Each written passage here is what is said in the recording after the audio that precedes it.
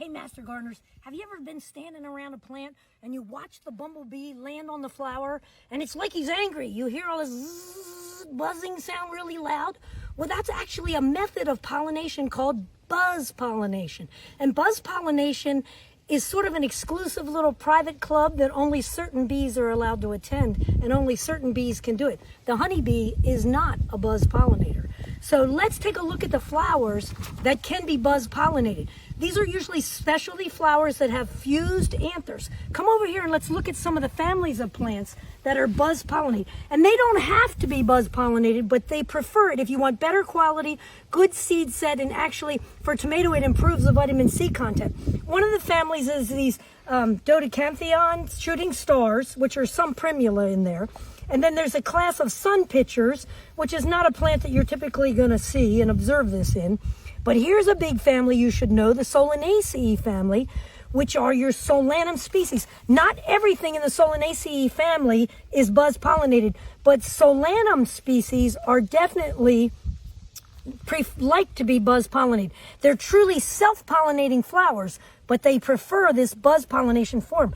You should know these already. Tomatoes, eggplants, and potatoes are in this Solanum group of genus. And then there's another genus here that's native to mostly Australia and New Guinea. That's not one you're going to see it on. Here's another one, rhododendrons like buzz pollination.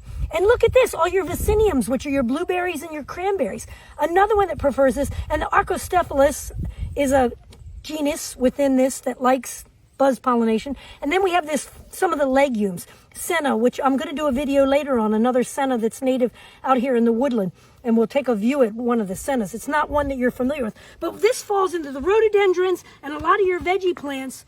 And so I have an artificial buzz pollinator. This is really a modified toothbrush. And hey, buzz, dude. He's not buzzing. My electronics must be not lined up for some reason, but he goes zzz, and it's designed to make it look like a bee. So why would I have a buzz pollinator? Why would I do this? Well, if you do hydroponic tomatoes, which you can purchase those aeroponic type systems for your house, you have to assist those little tomatoes with their pollination.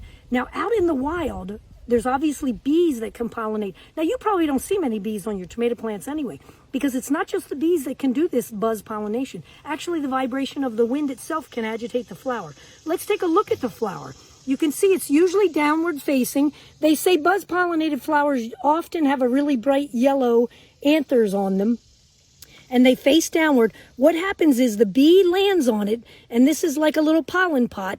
The bee grips it, and they say with his jaws, and then he puts his wings, it pushes like the clutch in, stops his wings, but his flight muscles are still vibrating at a super high frequency. It's like 24,000 vibrations per minute. So really rapid vibration. And as it's vibrating, it actually shakes the pollen and agitates it so it ejects out of the stamens itself. There's a little hole in the stamen. I'll show you a little picture. Look over here.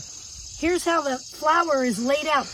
I should have put a couple little designs, but these are the anthers. If you want the science word, it looks like poricidal is the name of the type of anther, and there's a little hole at the bottom. The bee kind of grips and holds tight and agitates and vibrates real rapidly, and there's little holes at the bottom of these anthers, and they'll release pollen. Now, some of the flowers in these families are actually fused down inside of the calyx.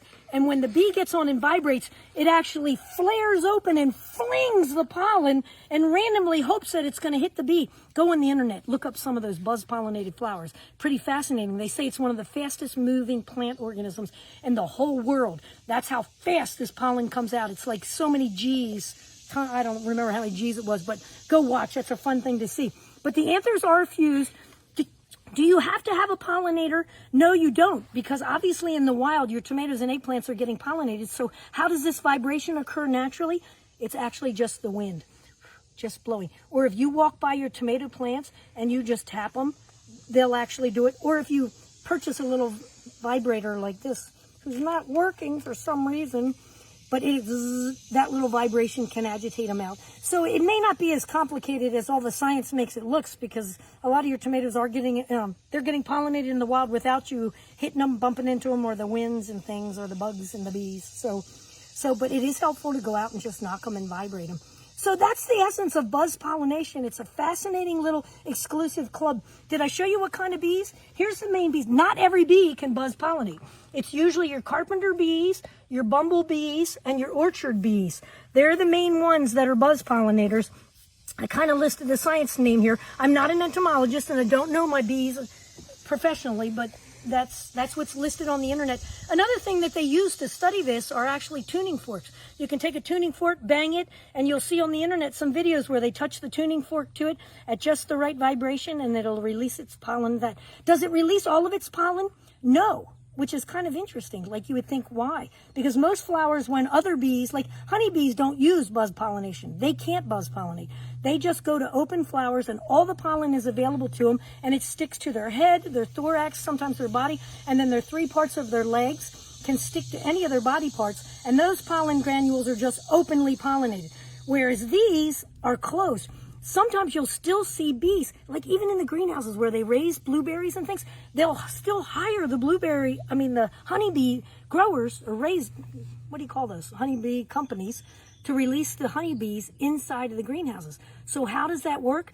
Because the blueberry and the cranberry clusters are so tight to one another, the honeybee is reaching in, trying to get in.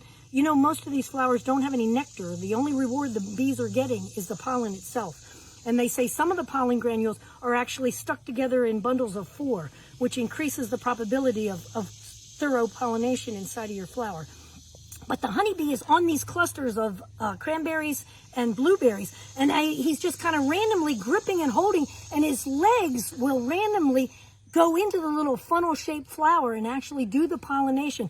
It's not necessarily a calculated thought. It's just a random, his leg and his body parts happen to go in as he's gripping and holding on to all the flowers.